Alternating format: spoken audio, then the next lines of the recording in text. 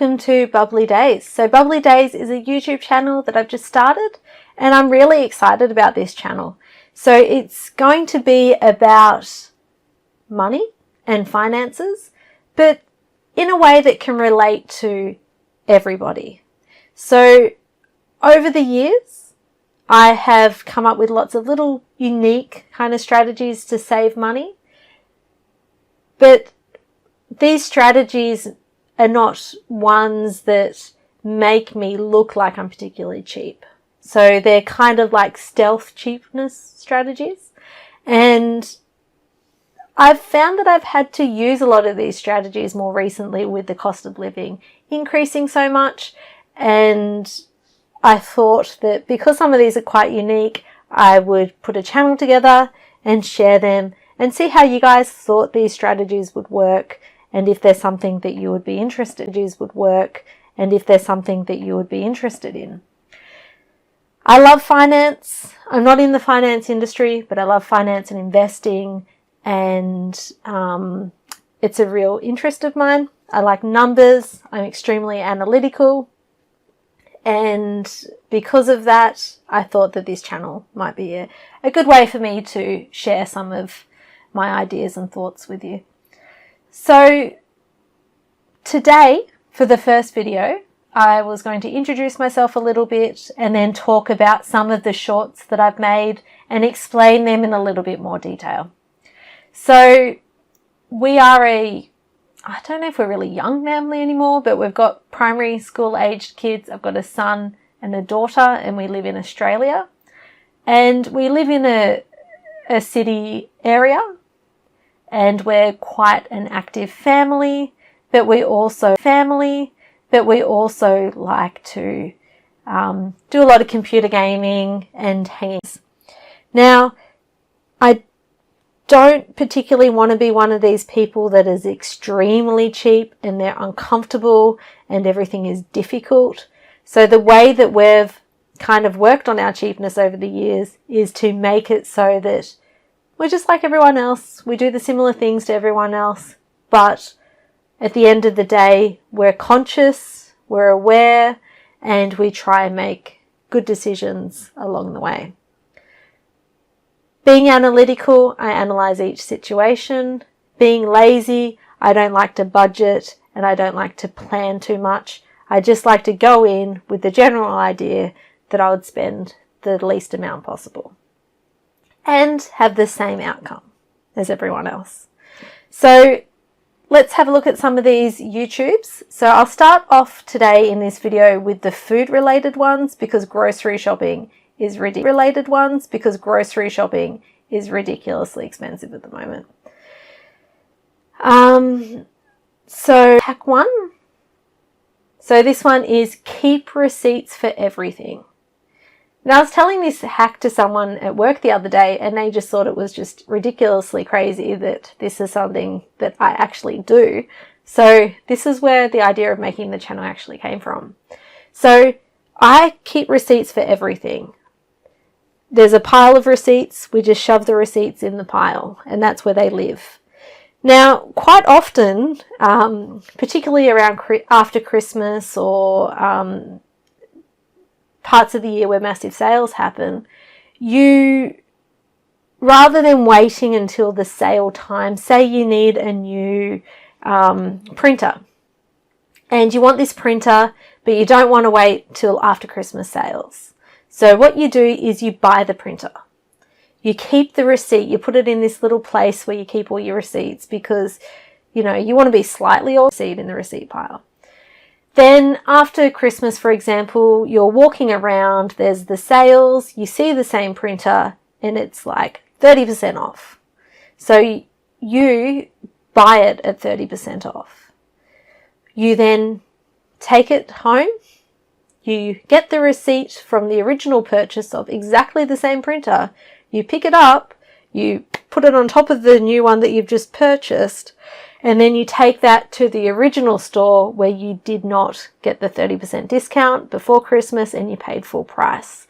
So the item is in its original boxing, it's untouched, it's in pristine condition, you've kept that receipt and you've returned it to the original place.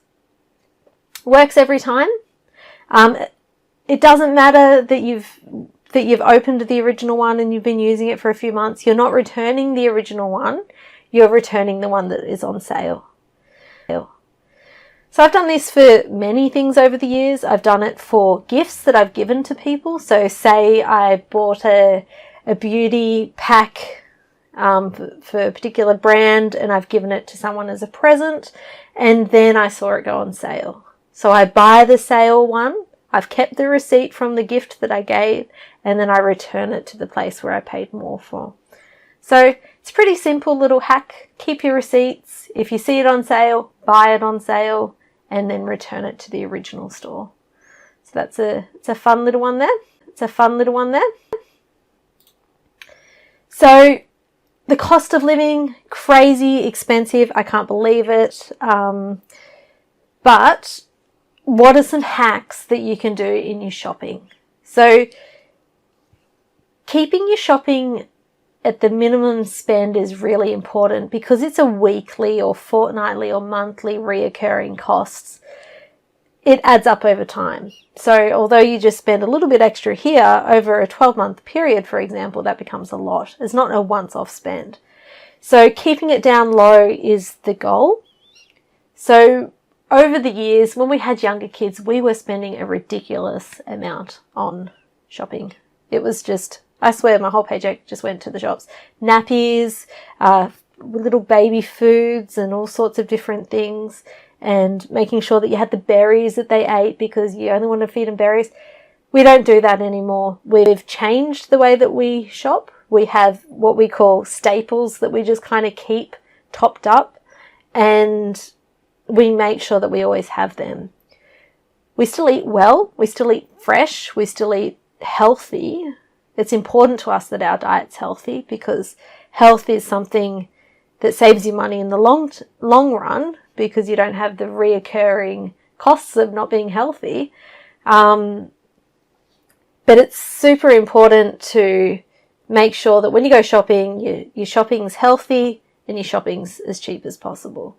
So to do that, we shop at multiple shops, but our first stop is always Aldi, and then we go to Coles, and then we go to the fruit shop.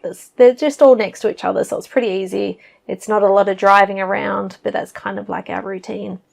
And I go once a week without a child because it's far cheaper without a child. I took my daughter on the weekend and needing particular ice cream because, yeah, she likes spending money. So we ended up with a lot of extras. But one of my hacks is to make sure that you have a spare. So I don't know what it's like where you're living at the moment, but where we live in Australia, the shops are always out of stock. So this started occurring, I don't know if it started before COVID but it particularly hit hard during COVID. And over time, I think we've just all gotten used to the fact that the shops are mostly bare for weeks sometimes with particular products. So with Aldi, recently we went 2 months without dishwashing tablets. Okay, this was a shock for me because I always buy the 10-in-1 Aldi dishwashing tablets. Not weekly because there's 30 of them, but when I need them, I want to be able to buy it. So what we've started doing is we have a spare. So anything that it regularly goes out of stock, or anything that the alternative is a lot more expensive, or anything that has a long shelf life, I always just have a spare. So with the dishwashing tablets, always a spare. With the washing powder, always a spare, because there's particular ones that I like. And washing powder can be a couple of dollars at Aldi. If you go to Coles, there's this huge range and it's confusing. And then I need to think about, okay, who has allergies? What ones have I tried before? What's the, cost per use? I'm very analytical. It's overwhelming when I go into those shops and I have to stand there and work it all out. So just grabbing a spare and making sure that you have that extra one in your cupboards just helps with keeping the costs down. So another hack that we've got is making your own bread. Bread's expensive. Well, I think it's expensive. They start at $2.50 a loaf. Yeah, they're bigger than the ones we make at home, but they're not as healthy. So the ones we make at home, we use oats, it lowers the GI, we put in olive oil, it increases the shelf life and makes it healthy. So we add different things into it we've developed our perfect bread over the years. When you go to the shop, the $2.50 cheapest loaf, although my daughter absolutely loves it and will eat the whole loaf instantly because she's just so happy that she's got normal bread for a change. It's not particularly healthy. They don't have good mixes of products that they put into those breads. And the ones that I particularly like are very expensive. So we've found over the years that it just makes sense for us to make our own bread. And we have it all automated. So we just throw a couple of things into the bread maker, set it for a delayed finish. So we wake up in the morning at 6 and there's fresh bread there. And then we take it out, let it cool down because it slices nicer when it's cool. And then by 6:30 we're slicing up fresh, nice bread. It's cheaper. It costs $1 a loaf, assuming that we're paying full price for the flour. I bulk bought the flour the other day and I actually got a 30% off. So usually it's like $27.50 for the 10 kilograms now. It's changed quite a lot over the years. It was a lot cheaper, but it's up to $27.50 now grams. And not quite 30% off, but I got it for $20 this week. But yeah, so it does reduce that price down even further.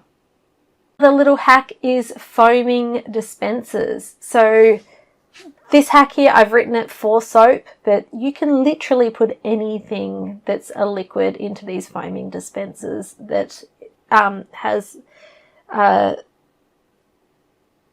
the soap-like surfactants in there. So, for example, you can put in your face washes, you can put in shampoo, you can put in hand wash, and you pretty much water it down a 1 in 3, 1 in 4 sort of dilution, and you can make it last so much longer.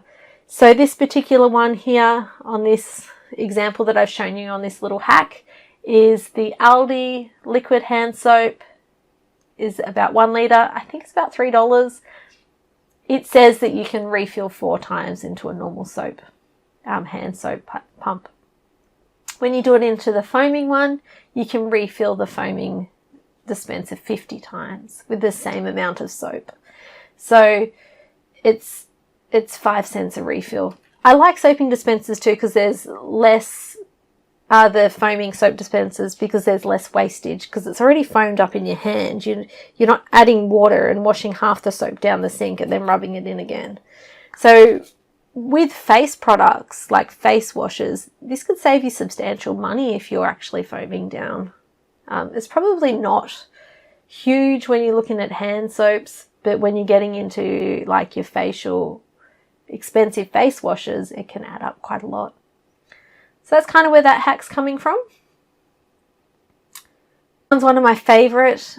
I love disposable water bottles. I don't understand the trends of fancy water bottles. To me, it's just crazy. It's not showing that you're superior because you have a fancy water bottle. For me, it shows that you have no individual personality because you've got these fancy modern drink bottles. It's hard to go against what everyone else does. I get that. I probably reached the age where I don't really care what other people do. I just do me.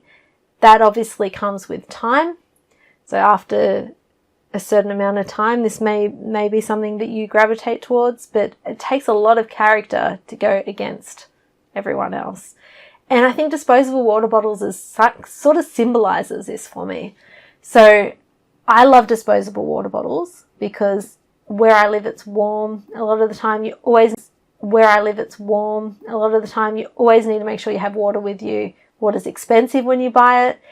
If you have a disposable water bottle, you're not attached to that water bottle. If you're in a situation where you've got too many things, you need to throw out the water bottle, you can then put it into the recycling, or you can return it and get your 10 cents back. And you can do that. That's an option to you. It's not restricting your options by having this water bottle that you can't get rid of. You have to keep it because you spent a certain amount of money on it and you want to make sure you get your value.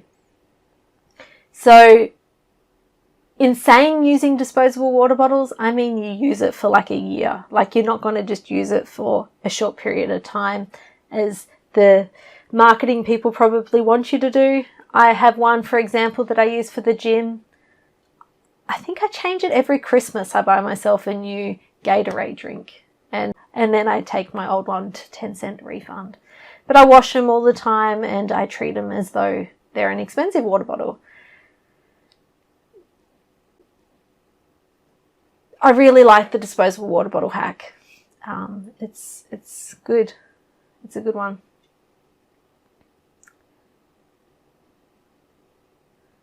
Okay, so skipping over a couple of the other hacks, talking about that spending and shopping. Planning. I don't like meal planning. As soon as I have to do a particular thing, I don't want to do it. I love procrastinating. I only want to do what I want to do when I want to do it. And the idea of meal planning is that I'm forced to eat certain meals on certain days because certain things go off in the fridge at a certain rate and I have to stick to this plan. That's too much for me. My husband and I both work full time. Our kids are young. When we're not working, we want to be playing with the kids. So eating needs to be something that is flexible and we need to be adaptable depending on what the day has. So when we do our shopping, we have, let's say, 10 meals that we constantly stock in the house. The meals that we constantly have on stock are meals that have meat, vegetables. We eat our fruit during the day, and it's got so your rice or your wraps or your corn chips, whatever it is. We try and keep it balanced. But the key to what we do is we make sure that it's all long life.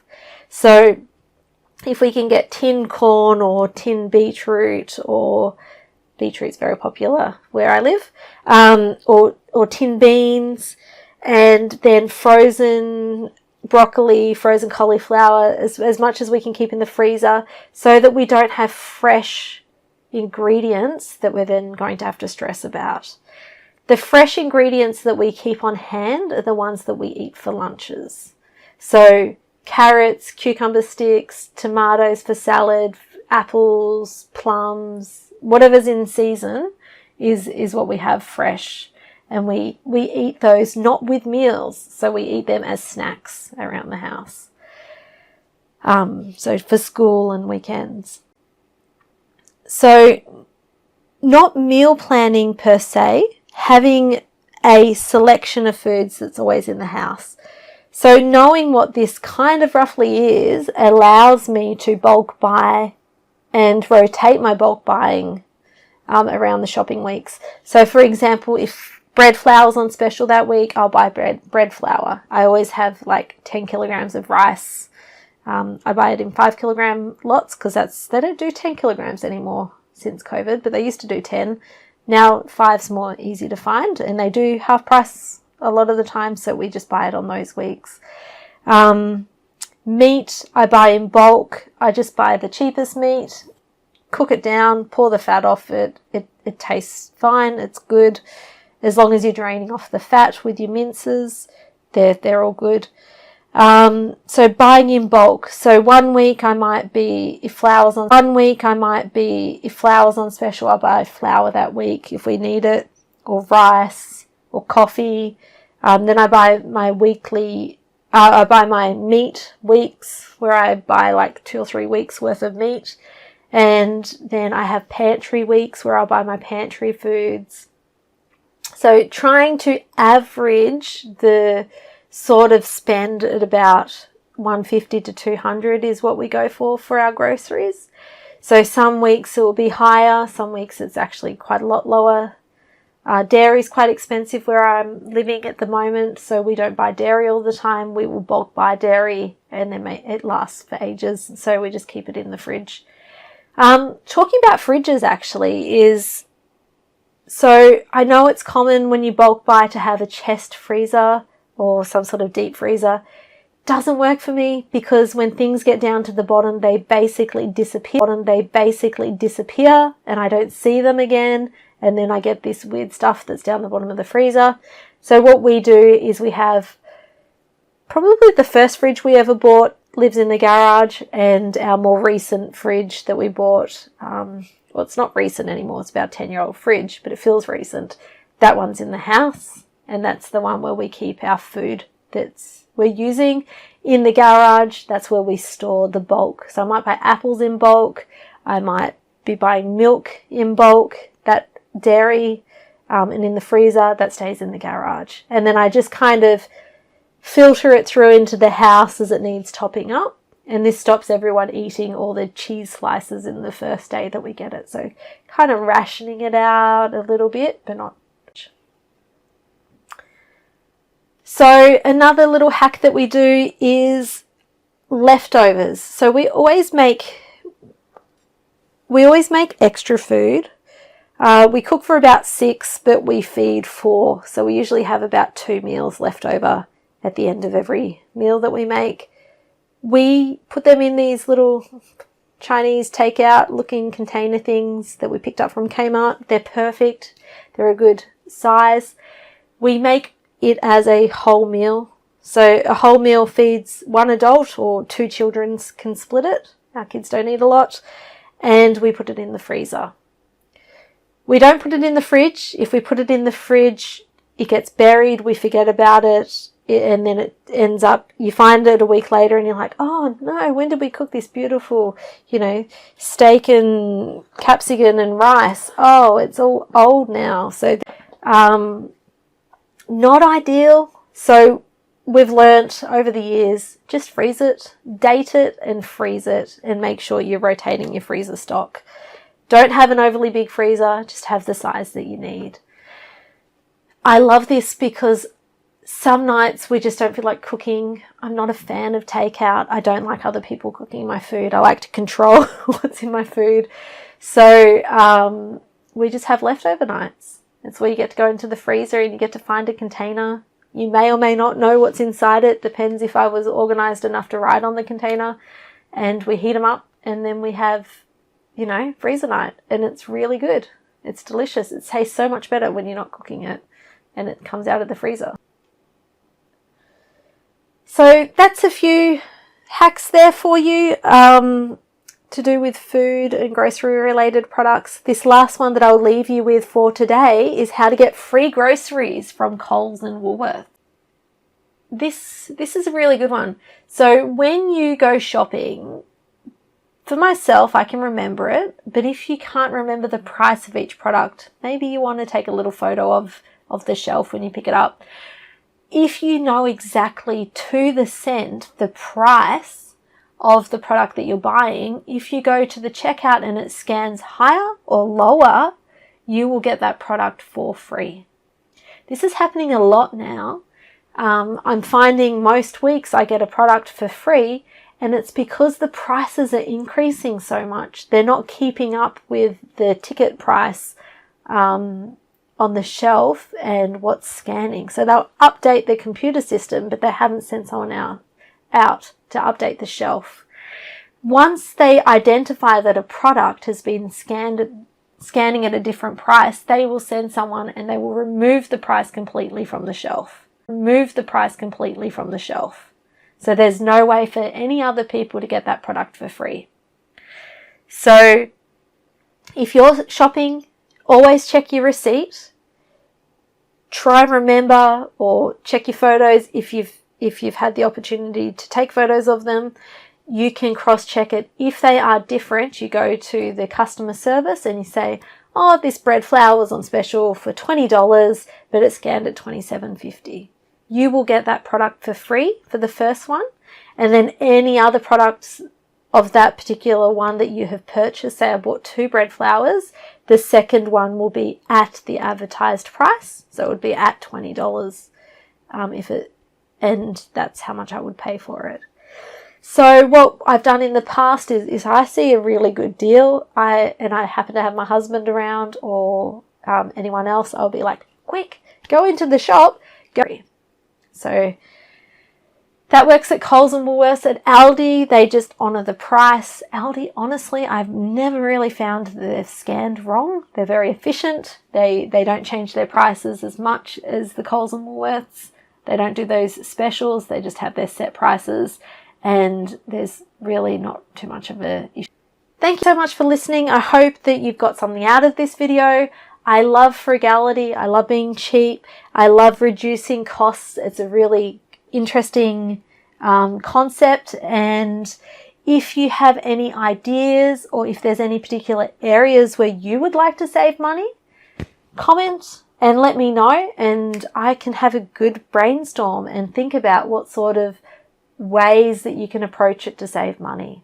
So saving money is the idea of this channel, and I'm really looking forward to making another video for you guys. So send me some comments, let me know what you liked, what you didn't like, and have a lovely week. Bye.